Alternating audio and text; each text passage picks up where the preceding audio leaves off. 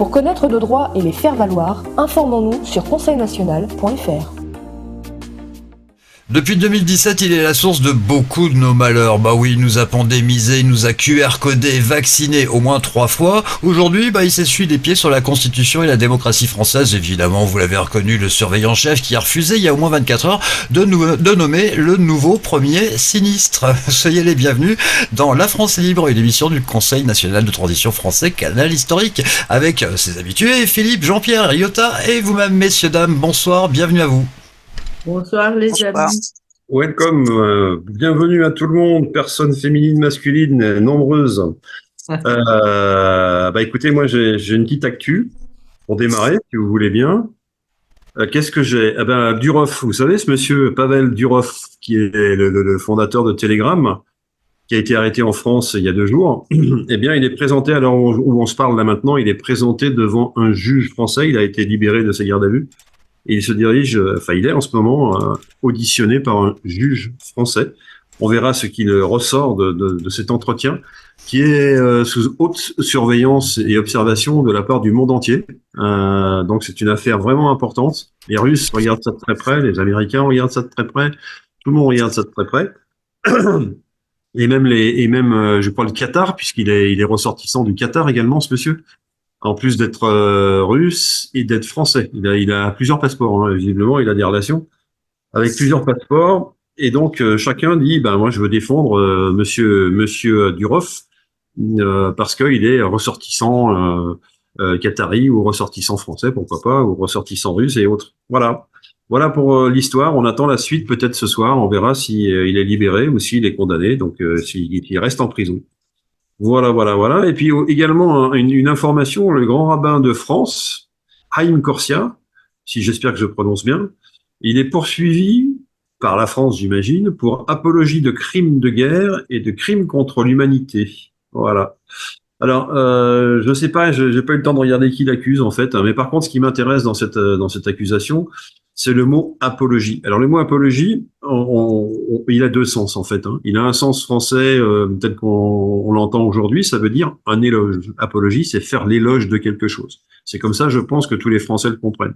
Le problème, c'est que ce mot, il a une origine grecque, comme vous le savez sûrement, et que dans sa définition, à l'époque de sa création, il y a plus de 2500 ans, en Grèce, eh bien, il avait un autre sens. Alors, je vais essayer de vous lire le sens de ce que disait le mot apologie. Alors, mot grec, c'est la justification, la défense ou la description intègre d'une action ou d'une idée. Les moyens peuvent être écrits ou oraux. Donc, voilà. Donc, c'est plus un bilan, c'est plus une synthèse d'un travail d'autrui fait sur le travail d'autrui. Et donc, en aucun cas, ça dit que c'est bien ou c'est mal, que c'est une éloge ou pas un éloge, quoi. Donc il y a un glissement de sens. Et le glissement de sens, c'est une des armes préférées des oligarques. Avec le temps, on devient de comploteurs, on devient complotiste ou l'inverse. Donc il y a toute une série comme ça de glissements de sens des mots modernes actuels que je rattache à ce glissement de sens-là sur le mot apologie et sur lequel il y a matière à réflexion. C'est-à-dire qu'en fait, si on veut bien réfléchir, ce monsieur-là, s'il avait un bon avocat, je lui conseillerais d'avoir un avocat qui connaît le sens, la description exacte du mot apologie, tel qu'il a été créé en Grèce il y a plus de 3000 ans, quoi. Et là, dans ce cas-là, si on part sur ce sens-là, ce monsieur n'est plus condamnable, parce que faire un rapport et faire un éloge, c'est pas la même chose, quoi. Vous en conviendrez avec moi. Donc voilà, glissement du sens des mots. C'était juste pour faire cette petite mise au point qui m'avait accroché les yeux. Voilà, à partir de là, soit il y a des commentaires sur ce que je viens de dire, soit d'autres personnes veulent dire autre chose, soit on passe aux images. À toi, Sylvain. Je sais pas, on va mettre la grande roue en marche. Jean-Pierre, un petit mot, Yota, un petit mot? Non, moi je voulais juste dire qu'effectivement, il y a beaucoup de mots français qui ont pris une autre définition par la suite. Comme empathie aussi, empathie en grec, dont le mot étymologiquement grec. Empathie en Grèce veut dire un manque de compassion. Et donc en France, ils l'utilisent en disant il faut plus d'empathie, il faut plus d'empathie. Et chez moi, ça fait vraiment bizarre chaque fois que je me dis, ils disent vraiment le contraire. Et donc voilà, il faut toujours revenir à l'étymologie des mots, c'est ça que je voulais dire, Sylvain. Oui, oui, absolument. Et puis c'est pareil pour d'autres langues. Avec l'anglais, on appelle ça des faux amis. Bon, on va pas faire de la linguistique ici, mais voilà, il y a des mots qui veulent en fond anglais qui prennent le sens contraire du sens qu'ils ont en français, par exemple, ou un sens totalement différent. Donc ça, c'est pas nouveau, mais c'est vrai que avec le temps, on arrive à se mélanger. Et bien souvent, la langue française reprend des mots anglais avec un sens qui n'était pas celui de départ de la France. Hein. Donc il parle en Amérique ou en Angleterre, ce mot, il change de sens et il revient en France avec le sens qu'il a pris aux États-Unis et en Amérique. Alors voilà. Donc la langue, les mots, ça a un poids, ça a des conséquences aussi. Donc on aime bien en essayer d'être le plus précis possible. Voilà. Justement, moi j'ai une bonne définition à vous donner, celle de la Macronie. En même temps, c'est pas moi qui vais vous la donner, c'est dans l'actualité en images que ça va se passer. On se retrouve juste après. La Macronie, c'est quand même une sale engeance. Hein. Ce sont des rebuts de BDE, d'écoles de commerce, qui ont un rapport purement utilitariste et prédateur aux choses. Ils viennent, ils se servent, ils cassent, ils repartent. C'est typiquement un BDE. Ils ne nettoient pas. Oui, c'est typiquement un BDE d'école de commerce qui fait une soirée. Ils viennent, ils cassent tout, ils s'en vont, disons qu'après tout c'est pas chez eux et qu'ils sont pas responsables. Ils font ça avec l'hôpital, ils font ça avec l'école, ils font ça avec la police, ils font ça avec l'État de manière générale, ils font ça avec le langage politique, avec la démocratie. On a élu des gens d'une médiocrité morale et intellectuelle qui est quand même assez stupéfiante. Hein. Je vous l'accorde, ça ne dure pas longtemps, mais c'est bien intense. Ah oui, très très bien dit. C'est très très bien vu. Je sais pas qui est ce monsieur. Malheureusement, il a complètement raison. Et je suis bien placé pour le savoir parce que je suis issu de ces filières-là, comme on dit. Hein, mais il y a déjà quelques années, à une époque où on respectait certaines choses qu'on ne respecte plus maintenant. Et effectivement, ces bandes de prédateurs, hein, j'aime beaucoup l'expression rebut de BDE. Je la garde pour moi, celle-ci, je la replacerai plus tard. Mais ce monsieur a des mots assez forts pour expliquer des choses vraies. J'arrive, je casse tout, et quand je ressors, je dis aux gens, n'y allez pas, hein, il y a un bordel terrible. Hein, bon, d'accord. Donc c'est ça, c'est très bien vu, c'est très bien dit, c'est très bien décrit. On dirait qu'il y est passé lui-même, je ne serais pas surpris d'ailleurs. Voilà, et alors, évidemment, tous ne sont pas comme ça. Ça représente 3-4% de la bande des fous qui doit sortir des écoles de commerce, etc. Ça peut représenter 3-4% des élèves, mais ça suffit pour, quand ils sont en bande organisée et bien réunis ensemble, faire une équipe dangereuse. Et c'est de cette équipe-là que parle ce monsieur. Et c'est en tout cas de cette équipe-là dont nous souffrons aujourd'hui avec un monsieur comme monsieur Macron qui correspond parfaitement à cette définition qu'a dit ce monsieur. Voilà. Eh bien, on va passer au thème du jour et on va revenir aux bonnes vieilles choses. Eh ben oui, le Conseil national de transition français, canal historique. Pourquoi? Et surtout, quelles sont ses croyances? Que croyons-nous au CNTF-CH? Alors, bon, je vais bien relancer également. C'est important de savoir quand on est, comme nous, un groupe avec un projet, un groupe qui est dans l'analyse de ce qui se passe, de ce qui s'est passé dans l'histoire, que ce soit maintenant aussi géographiquement des endroits différents. On est en permanence dans l'analyse. Alors, à un moment donné, il faut se poser les bonnes questions. On croit en quoi? Est-ce qu'on croit en Dieu? Est-ce qu'on croit à la nature? Est-ce qu'on croit? Et puis surtout, est-ce que ce sont des croyances réparties uniformément dans le groupe? Alors tout de suite, je dis non à cette question. Ça n'est absolument pas réparti de façon uniforme, car ça voudrait dire, si nous pensions tous la même chose, si nous avions tous les mêmes croyances, cela voudrait dire que nous sommes dans une secte. Or, nous ne sommes pas dans une secte, et nous avons des croyances différentes, mais on s'aperçoit quand même qu'il y a des tendances fortes. Alors, je voudrais en citer une. La première, c'est que l'exercice du pouvoir par la démocratie, hein, garantit aux citoyens l'éveil des consciences qui conduit au progrès des propositions et des idées. Ça, c'est quelque chose en quoi nous croyons fondamentalement. On aurait pu commencer par dire, bah oui, mais on croit qu'il y a des gens qui gouvernent pas bien, on croit que le monde est plein de Monsieur Macron. Non, on commence pas par ça. On dit que nous croyons que l'exercice du pouvoir par la démocratie, donc on est bien clair là-dessus, garantit aux citoyens l'éveil des consciences qui conduit au progrès des propositions et des idées. Alors voilà, ça c'est une première chose où on se rejoint, je dirais, à 95% chez toutes les personnes de chez nous, hein, ou alors si on n'est pas d'accord avec ça, c'est qu'on s'est trompé de groupe, j'ai envie de dire. Et puis j'en vois une deuxième, mais je voudrais d'abord, à partir déjà de cette première, de voir si parmi nous, là, ici présentement, il y a des commentaires par rapport à ce qui vient d'être dit sur l'exercice du pouvoir par la démocratie. C'est bien, c'est pas bien la démocratie, c'est quelque chose. Voilà.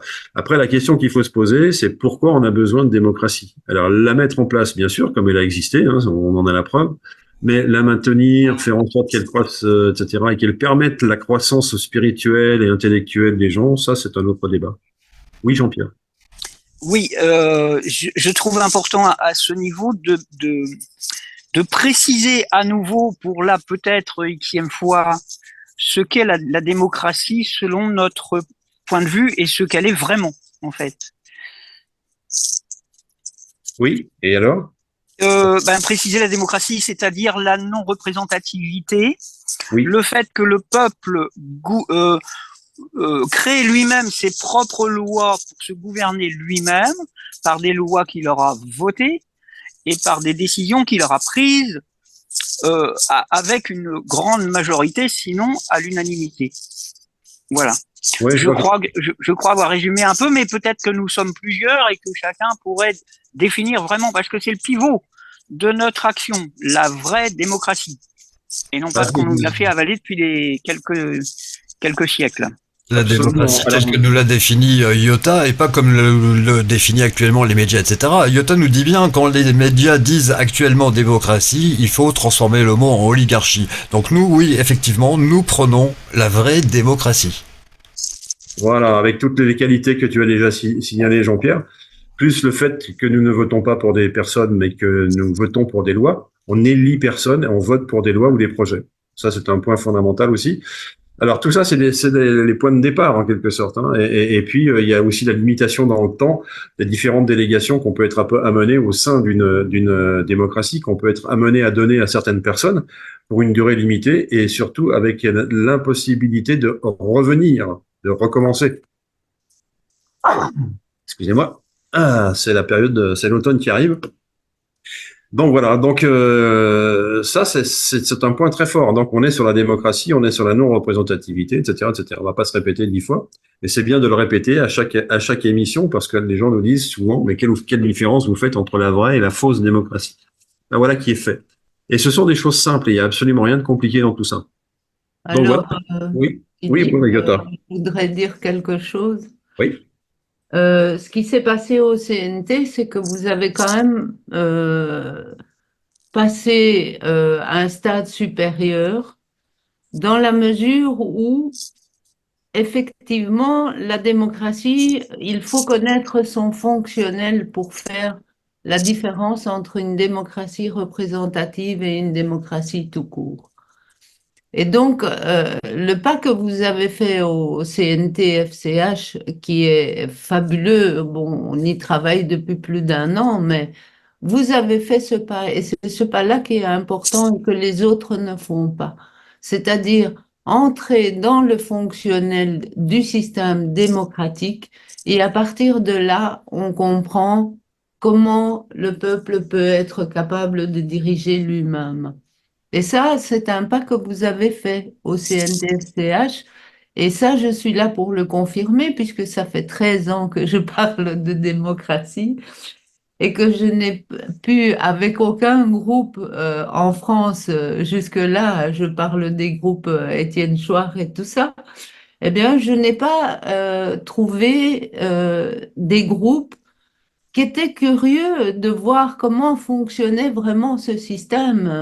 Et ça, cette curiosité-là, leur fait des dégâts, quoi. Ils restent toujours dans le système oligarchique à vouloir faire des réformes.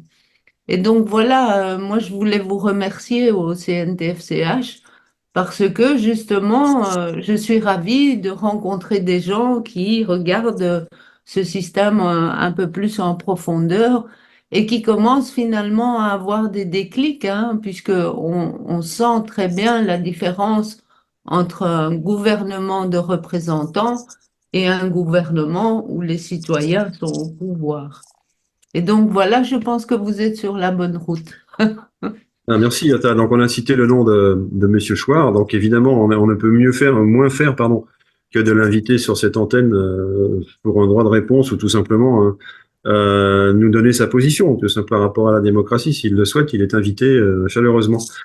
Voilà, et puis effectivement, on a pris, et là c'est réciproque, grâce à Iota, et grâce à tes travaux, à ton travail en général, on a pris conscience de certaines choses dont on n'aurait pas pu prendre conscience parce que justement tu avais des mots en grec ancien, des extraits de certains auteurs qui apportent de l'eau au moulin de la démocratie, bien sûr, qui apportent aussi une meilleure connaissance de ce qu'elle a pu être et comment elle a pu fonctionner.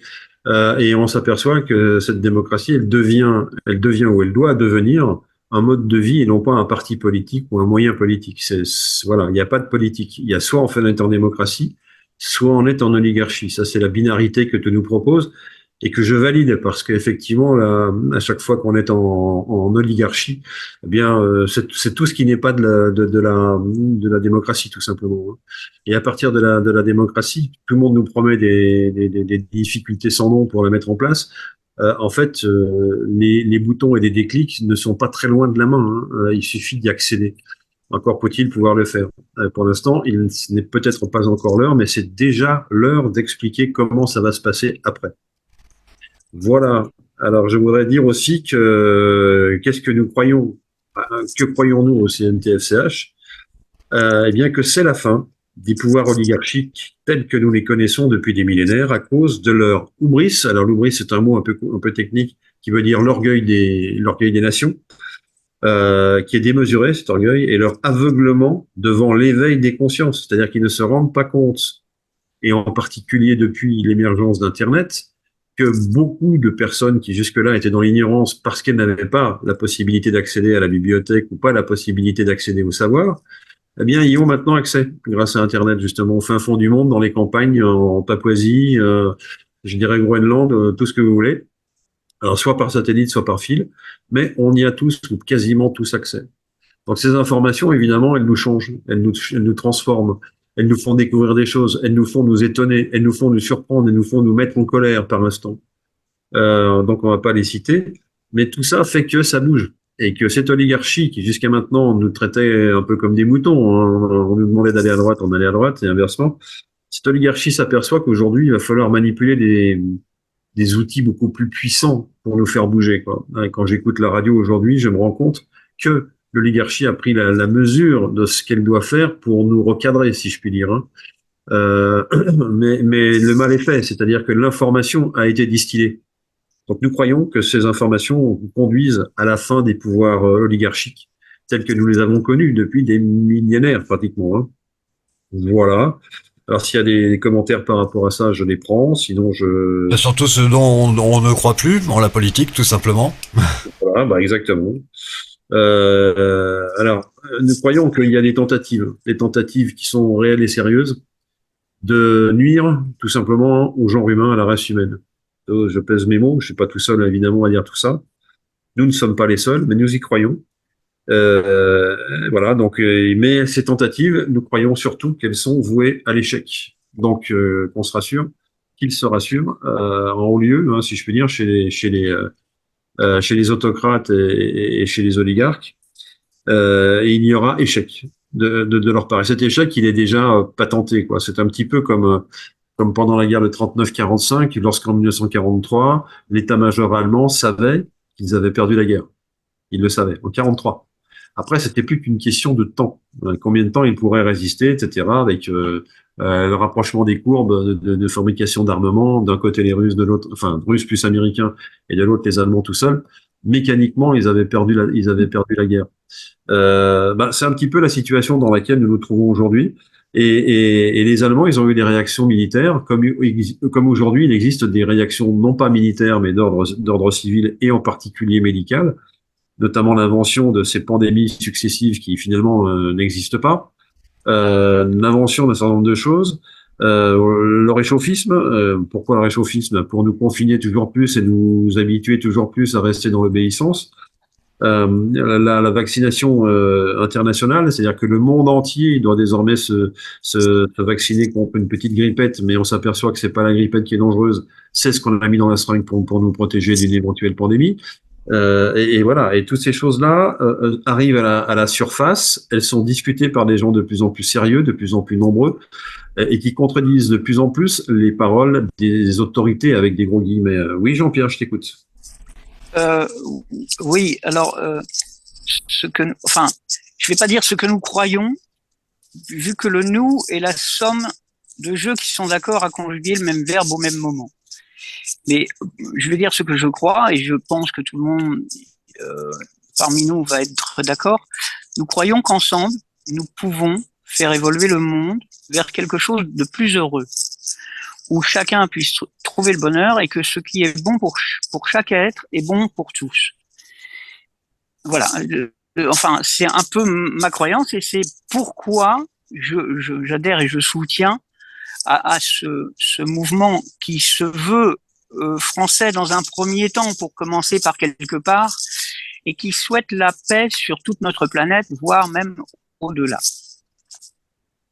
Merci de m'avoir entendu. Oui, on peut revenir sur la fin de tes propos, on y reviendra. Moi, ce que je voudrais continuer dans la petite liste que j'avais commencé, c'est qu'il y a aujourd'hui des guerres entretenues, c'est-à-dire qui pourraient s'arrêter dans un claquement de doigts d'un point de vue diplomatique sur le tapis vert, comme on dit, mais qui ne s'arrêtent pas. Ça, c'est forcément pour l'intérêt de quelqu'un et forcément pour l'intérêt des gens qui n'aiment pas l'humanité, puisque faire la guerre, c'est tuer des humains, on est bien d'accord. Donc ça, et puis la fin de Washington DC. Alors, Washington DC, c'est quoi? C'est Washington District of Columbia. C'est une entreprise à ne pas confondre avec la République des États-Unis d'Amérique, qui est un pays. C'est pour ça que nous avons aujourd'hui, à mon sens, un gouvernement bicéphale aux États-Unis d'Amérique, parce qu'il y a ces deux entités qui cohabitent. Et il y en a une qui veut détruire l'autre, chacune veut se détruire. Donc ça, c'est quelque chose de très important, puisque les États-Unis, ce qui s'y passe, c'est important, comme c'est important ce qui se passe à la frontière russo-ukrainienne, évidemment. Et puis, qu'est-ce qu'on constate encore, en quoi nous croyons parce que nous le voyons, c'est la suppression des libertés, notamment des libertés de circulation, la liberté de parole, la liberté d'expression, notamment ce qui vient de se passer avec le monsieur Durov qu'on a cité tout à l'heure dans l'actualité, et qui se trouve arrêté parce qu'il aurait fait des choses qui peuvent conduire à association de voleurs ou de bandits en bande organisée, enfin toutes ces désignations-là. Et ce qui est en train de se jouer, justement, c'est l'observation de savoir si la France va participer à un nouveau droit qui consiste à donner tous les droits aux juges, tout simplement, et encore plus aux dirigeants du pays, dès lors qu'il s'agit d'affaires d'État, dès lors qu'il s'agit d'affaires susceptibles d'amener vers le terrorisme, et sans qu'on ait aucune preuve, il suffit de quelques indices pour lancer un mandat d'arrêt contre une personne qui devient gênante. Alors pour des raisons très différentes de celles qui sont officiellement mises en avant, évidemment, c'est ce que nous voyons et c'est ce que nous croyons. Et puis nous avons aussi des suppressions de liberté chez nous en France avec tout simplement ce qui s'est passé en 2008. 2008, eh bien, je dirais que nos députés reviennent sur ce que l'État français, représenté par l'ensemble de ses électeurs, avait jugé en 2005 qu'il ne souhaitait pas, par référendum, rentrer dans la Constitution européenne et qui se sont retrouvés en 2008 dans la situation exactement inverse, par un décret et un travail fait par les députés, c'est-à-dire les représentants des Français. Donc là, on est cul par-dessus tête. Ça s'appelle un coup d'État, d'un strict point de vue technique, hein, ça s'appelle un coup d'État, et dont nous ne sommes toujours pas sortis. Voilà. Alors, je sais pas s'il y a des commentaires par rapport à ça. Non? Alors, je continue.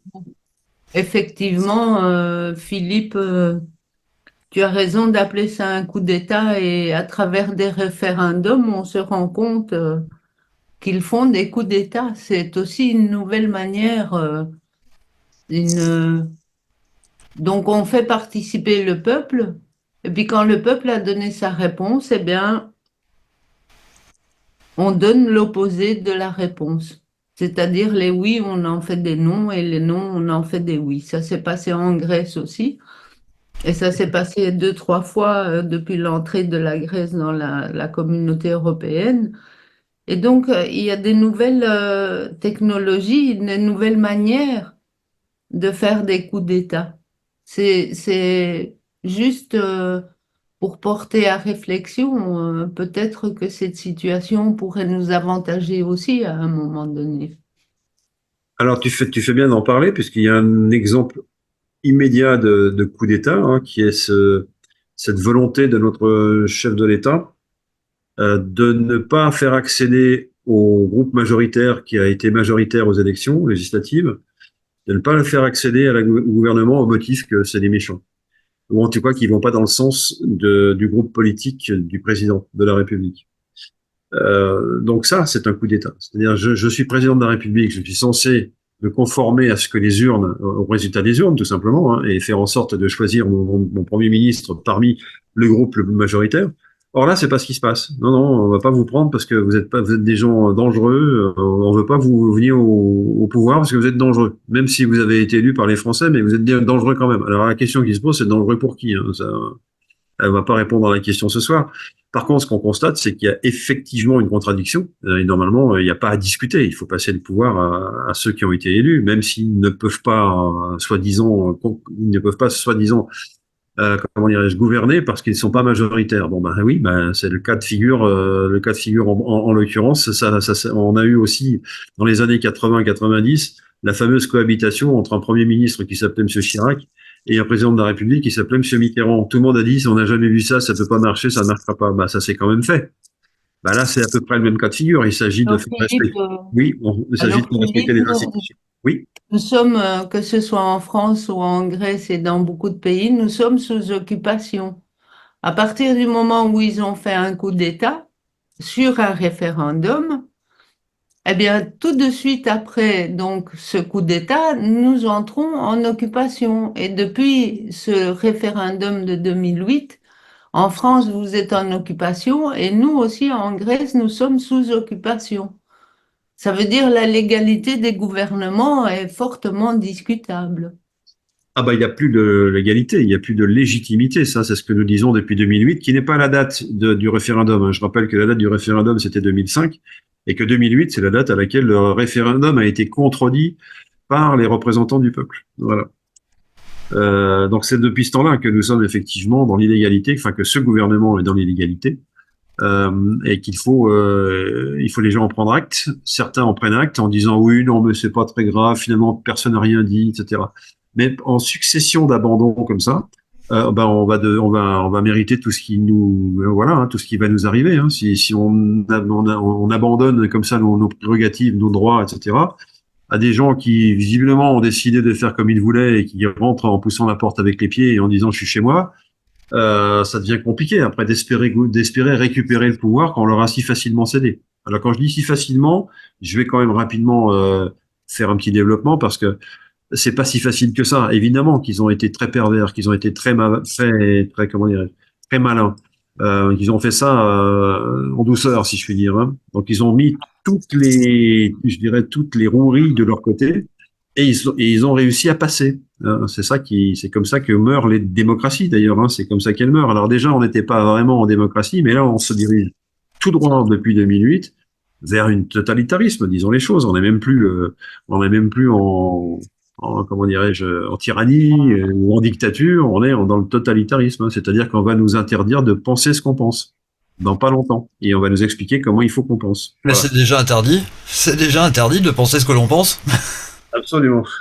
On dit qu'on a raison de penser ce qu'on pense et, et de rien dire, comme disait Coluche, mais c'est exactement ça. Hein. Alors, s'il n'y a pas de commentaires, je vais passer au dernier point. Ici, il y a Jean-Pierre qui a levé la main. Jean-Pierre. Allez, Jean-Pierre. Oui, oui, Philippe, j'ai été très ému par ta définition par l'exercice du pouvoir, par la démocratie, garantit l'éveil de, je me rappelle plus exactement, mais j'ai noté des êtres et des peuples. Garantit aussi l'éveil des consciences, qui est garanti l'éveil des consciences, qui conduit au progrès des propositions et des idées.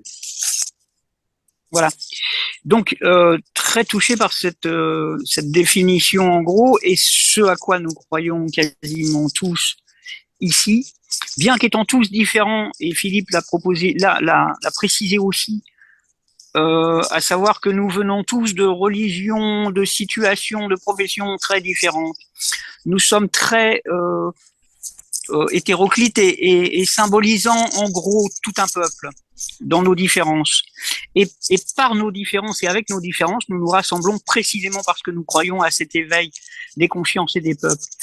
Et par l'exercice que chacun pourra fournir de son propre pouvoir sur l'équilibre et sur le bonheur de chacun et de chacune. Car chacun a du pouvoir. On a voulu nous faire croire que seul le pouvoir était destiné à quelques êtres. C'est absolument insensé. Et le pouvoir, quand on l'exerce, c'est comme un muscle. Le pouvoir de s'accorder avec les autres. Le pouvoir d'entendre le point de vue de quelqu'un d'autre et d'en tenir compte. Le pouvoir aussi d'entendre les besoins de quelqu'un d'autre ou de soi-même et de faire en sorte que ces besoins soient nourris et satisfaits. Voilà l'exercice de ce pouvoir démocratique qui incombe, si je peux dire, sur chacun, que chacun prenne sa part de responsabilité dans ce pouvoir collectif qui nous appartient à tous. Merci. Vivre et laisser vivre. Exactement. Donc, on avait il y a pas longtemps des discussions avec des gens qui nous affirment que le peuple ne s'intéresse pas à la politique et qu'il ne prendra jamais le pouvoir, qu'il ne prendra jamais le temps de faire valoir son droit au pouvoir et qu'il le déléguera par nature et par tradition. Si on croit ça au CNTFCH, on arrête tout. Hein. La vérité est évidemment à l'opposé de tout ça. C'est-à-dire qu'une fois qu'on a donné au peuple les bonnes raisons de s'intéresser à la politique, eh bien, il va s'y intéresser. Forcément. Forcément, parce qu'on va lui demander de choisir. C'est-à-dire que s'il ne travaille pas, s'il vient pas faire sa part de citoyen, eh bien, la société n'avancera pas. Et ça sera un changement de paradigme. Ça fait partie du changement de paradigme. Il n'y aura pas simplement que les petits avantages financiers qu'on a déjà proposés de nombreuses fois ici sur cette antenne, si je puis dire. Mais il n'y aura pas que ça. Il y aura aussi cet engagement. Voilà. Alors cet engagement responsabilité, c'est un vrai changement des consciences. Quand on parle de l'élévation des consciences, c'est de ça qu'on parle. C'est de la capacité à dire jusqu'à maintenant, je m'intéressais pas du tout à la politique parce qu'il m'en kikine, pour parler poliment.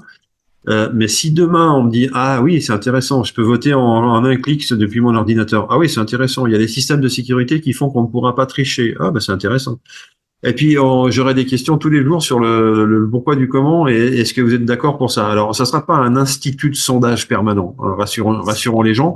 Ça ne sera pas en permanence tous les jours. Il faut voter pour ceci ou pour cela. On aura effectivement des votes à faire parce qu'il y a quelques lois essentielles qu'il va falloir que nous aménagions, que nous voilà. Et pour ça, on a besoin évidemment que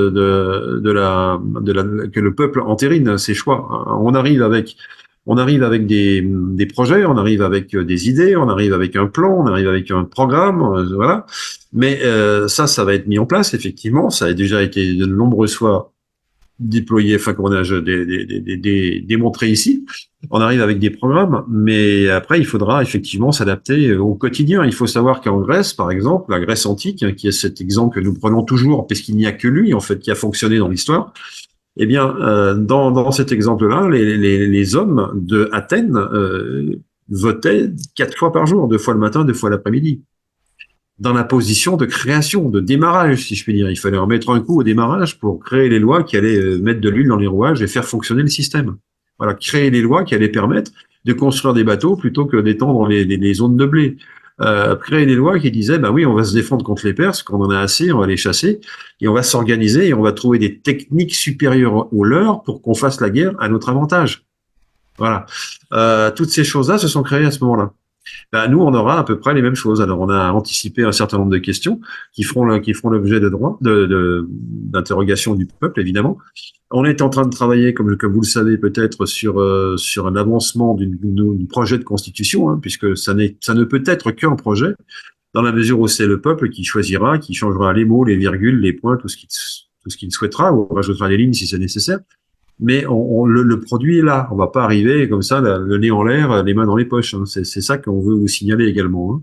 Donc voilà en quoi nous croyons aussi dans la préparation des choses. Parce que si on prépare pas les choses, eh bien, il est évident que le peuple aura du mal à nous suivre. Et aujourd'hui, il nous suit pas vraiment parce que nous avons une diffusion tellement restreinte de nos propos et de nos projets que c'est à la fois la garantie qu'on nous fiche la paix, parce qu'on est tout petit, et c'est à la fois, malheureusement, la conséquence, c'est qu'on est peu connu, évidemment. Mais on n'est pas là pour faire du volétariat, on n'est pas là pour faire du buzz, on n'est pas là pour faire d'audimat en tiens voilà.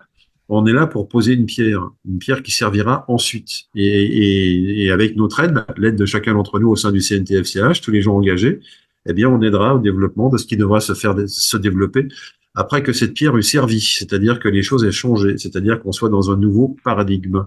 Voilà ce que je voulais dire pour l'instant. Et puis, j'ai un dernier point. Alors, un dernier point, en quoi nous croyons. Alors là, par contre, on est un petit peu plus, je suis un petit peu plus je dirais, réservé. C'est-à-dire que tout le monde ne croit pas forcément ces choses-là, ou en ces choses-là, ou de ces choses-là. Mais à titre personnel, j'y crois. Je crois, comme beaucoup de personnes au sein du CNTCH, mais pas toutes, que nous ne sommes pas seuls dans l'univers. Alors ça, c'est un des points que tu as évoqué tout à l'heure, Jean-Pierre. Et ça nous paraît à nous de plus en plus évident. Il y a des témoignages, il y a des livres entiers écrits sur ces sujets-là. Donc je vais pas du tout m'appesantir là-dessus. Mais on dit simplement que si nous ne sommes pas seuls dans l'univers, ceux qui sont autour de nous, avec nous, dans des dimensions différentes sur cette planète, dans des dimensions physiques sur d'autres planètes, ils ne nous veulent pas du mal. Ça, c'est vraiment quelque chose que je crois vraiment, même s'il peut y avoir des groupes qui sont malfaisants. Hein, je vois pas pourquoi, dans l'univers, on n'aurait pas la reprise de ce qui se passe sur cette planète, et que la planète ne soit qu'une illustration de ce qui se passe dans l'univers en général. Donc, il y aura des bons, des méchants. Après, les valeurs de bien, de mal sont peut-être pas les mêmes selon tel univers ou tel autre. Ça aussi, ça fait partie du jeu. Hein. Donc, ils nous aident comme des parents bien intentionnés à poursuivre notre évolution naturelle, tout en nous laissant notre libre arbitre. Voilà ce que nous croyons. C'est-à-dire que ces gens sont là pour nous aider, un peu comme des parents aident des enfants. Ils peuvent difficilement révéler tout ce qu'ils ont à nous révéler sans prendre le risque pour nous de fracturer des cerveaux, comme on dit, hein, c'est-à-dire de faire en sorte que les gens soient tellement étonnés qu'ils en perdent la raison, pour être clair. Hein. Donc on n'a pas besoin de ça. Par contre, on a besoin, tous les uns les autres, d'ouvrir une petite lucarne dans notre propre cerveau, faire une petite place comme ça pour dire, eh bien, je suis ouvert à ça, pour l'instant pas beaucoup, mais un petit peu quand même. Et puis demain, s'il doit y avoir d'autres évolutions, d'autres informations, d'autres choses sérieuses et réelles qui nous montrent que nous ne sommes pas tout seuls dans l'univers, eh bien à ce moment-là, on adoptera des attitudes. Mais ce que nous croyons, c'est que ça existe effectivement, premièrement. Deuxièmement, que c'est pas négatif du tout, que c'est positif. Et troisièmement, qu'il va falloir être attentif parce que les choses, à notre avis, vont bouger dans ce sens comme dans d'autres domaines. Voilà ce que je voulais vous dire. Est-ce qu'il y a des commentaires sur tout ça? Eh bien, pour terminer, nous allons écouter Jean-Pierre. Oui, alors je suis convaincu pour ma part que seule la démocratie, d'ailleurs, elle était pratiquée par des peuples anciens, comme l'a signifié Yotan dans une autre émission et comme je le signifie parfois, comme les Amérindiens et comme d'autres peuples. Tous les peuples premiers pratiquaient la démocratie, ils se réunissaient en cercle pour discuter d'un projet et de ses avantages, de ses inconvénients, de qui va faire quoi. Et que quand tout le monde était d'accord à l'unanimité plus simple, ils appliquaient le projet. Et donc, cette démocratie appliquée nous protège et nous favorise les bonnes relations avec tout être, qu'il soit un être terrestre, quelle que soit sa forme, le peuple des fourmis, le peuple des oiseaux. Quand on sait prendre en compte les besoins d'un autre peuple, il nous laisse tranquilles généralement. Et c'est pareil dans l'univers. Si nous rencontrons un autre peuple et que nous avons l'esprit démocrate, forcément que les choses vont bien se passer. C'est évidemment que si nous avons l'esprit de vouloir tout commander et tout maîtriser pour surtout ne pas avoir peur de l'autre, ça risque de très mal se passer. Et c'est un peu peut-être ce que font les peuples de l'univers. Ils regardent comment nous nous comportons avec nous-mêmes avant de nous approcher, peut-être. Merci de m'avoir entendu. Oui, juste avant de conclure, merci pour cette intervention qui est brillante et qui me rappelle que ce soit sur la Terre ou dans l'univers, la démocratie est un concept qui a de l'avenir. Voilà ce que je voulais rajouter. Eh ben, on finit grand. Ah, oui, Yota, je t'en prie. On va prendre le mot de la fin. Le cosmos est composé de vibrations, de musique et de démocratie. Qui dit ça, Yota? C'est un très grand scientifique grec qui s'appelle Emmanuel Bakamish. Ben, le cosmos ressemble étrangement à mes week-ends.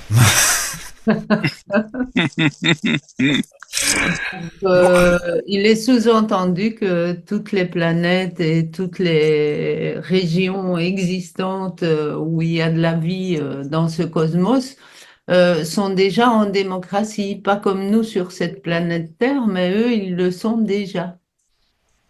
Voilà. Donc on peut terminer comme ça.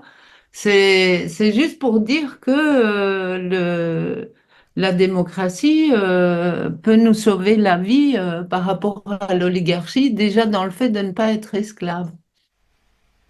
J'ai une question du petit Johan de 7 ans qui me demande si la démocratie peut empêcher la rentrée scolaire la semaine prochaine.